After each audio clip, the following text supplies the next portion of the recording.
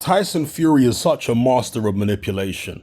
He muddies the waters, contradicts himself, and gaslights the public so often that many people find it very difficult to distinguish between when he's joking and when he's being serious, when he's lying and when he's telling the truth.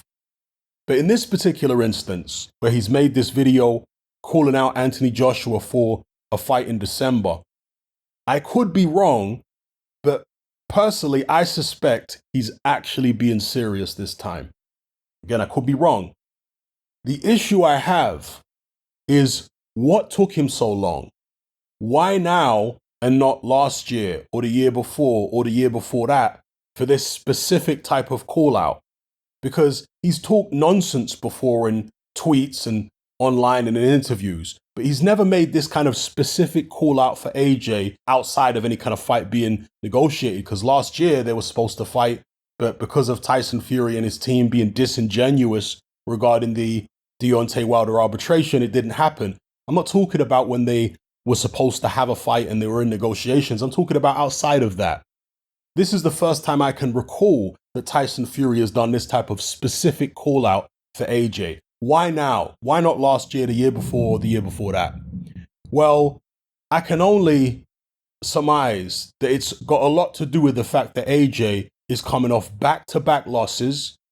His confidence is probably at an all-time low, and he just had a mental meltdown in a boxing ring in front of millions of people.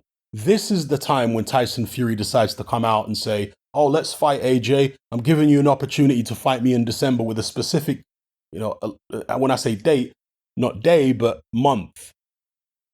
This is when he chooses to do it, Tyson Fury. It is Floyd Mayweather all over again.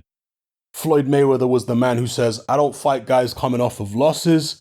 Then he fights Zab Judah right after Judah loses to Carlos Boldemir. Tyson Fury's the guy who says that he doesn't care about belts. And in this video, well, he's got all his belts up. He's talking about his WBC champion. In fact, he nearly forgot to mention the lineal thing. You know how he hardly talks about that anymore? Now that he's got belts, when he didn't have any belts, all he ever talked about was lineal. This is the kind of shenanigans that Tyson Fury always gets up to. So again, personally, I think that he's probably serious about offering AJ to fight in December, but I can't respect it because this is a guy coming off 2 defeats, whose confidence is at an all-time low, who just had a mental meltdown in the ring. You're supposed to call people out seriously and arrange months or dates when you can fight when the guy's at the peak of his powers, not when he's coming off 2 losses. Not when his, as I say, confidence is at an all-time low. That's the issue I have with it. And remember, this is a guy who said that him and AJ can only fight if they both do it for free. You reckon if AJ takes him up on his offer to fight in December, Fury's going to insist on it being free again? Come on. Like I said at the start, Fury is the master of mind games and manipulations. He's always muddying the water so that people don't know what's really going on. And gaslighting is his favorite thing, where he tries to get people to question their own sanity when he says things that are totally untrue, but in such a way or in a way that is so convincing to a lot of people that they start questioning themselves like, did he actually do this? Has AJ been ducking him all? This kind of thing, constantly gaslighting. So yeah, that's my take on Tyson Fury calling out AJ. And as I've said in previous videos, AJ doesn't need to jump right back in at the top level against the Tyson Fury, against any of the top guys right now. In my view, he needs, as I've been saying for the past few videos, and as I've been saying for the past few years, he needs to step down a level and actually have some confidence building fights, some learning fights where he can start rounding out his skill set and becoming a more complete fighter. Then he can step up and take on the likes of Fury, Wilder, maybe even Usyk again if he wants to run it back a third time, because Usyk seems to be open to that. So yeah, I think that Tyson Fury is the ultimate opportunist.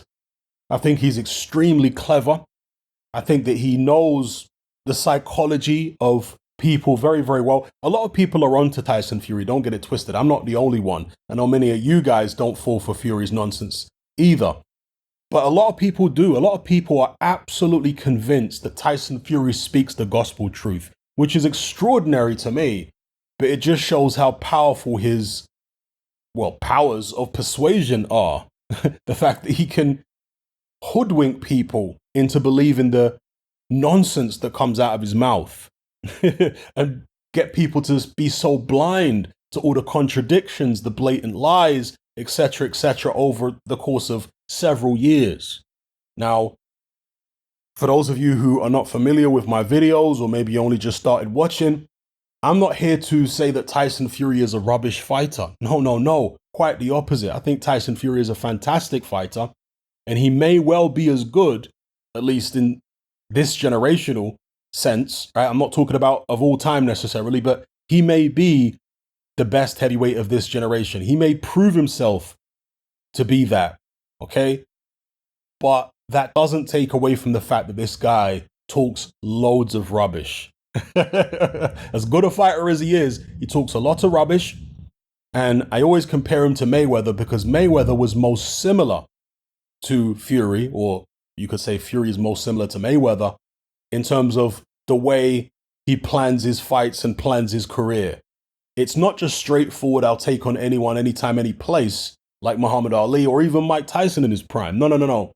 With Mayweather, it was all funny business. The whole time during his welterweight run, constant funny business. Oh no, I can't fight him because he's got problems with so-and-so and he hasn't avenged that loss. And I don't take on people coming off of losses. And, there was always some nonsense with Mayweather. And then he would retire, quote unquote, to let the division beat itself up. Then he'd come out of retirement and fight some.